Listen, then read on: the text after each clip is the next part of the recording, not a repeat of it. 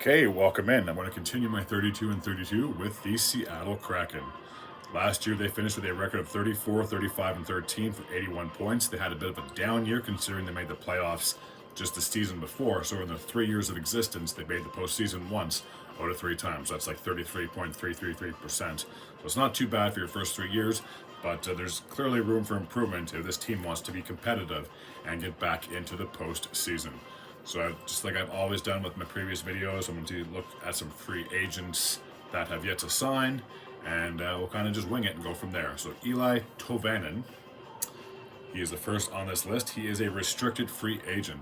I think he spent last season and part of the season before with the Seattle Kraken. Whether or not he cracks the lineup next year is up for debate. One person that Seattle absolutely has to sign is Matty Beniers. I believe he won the Calder, if I'm not mistaken, the year before, and he's a very key piece for this team moving forward. So I'm sure if you're the Kraken, you want to get this guy signed ASAP, as he is a restricted free agent. Jordan Eberle's contract did expire last year, but I believe he has re-signed for two more years at 4.75 mil. So Eberle should be a Kraken for at least the next season or two. Pierre-Edouard Bellemare, this guy seems to be kind of just going all over the place. He is a UFA, so if he decides he wants to sign elsewhere, he very well can. Or is it likely that he retires, being as he is in his late 30s? He could be 38 or 39 by the time the season rolls around.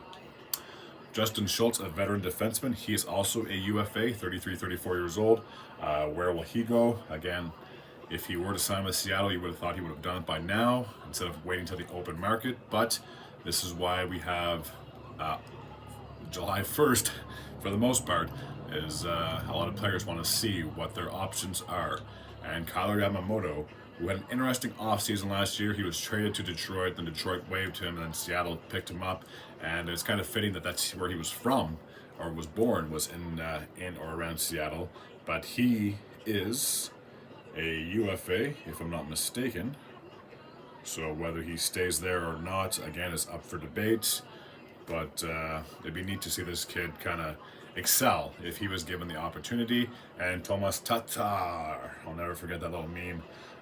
He signed with Colorado last offseason, then they traded him to Seattle, and he finished the season with the Kraken. So where he ends up is hard to see.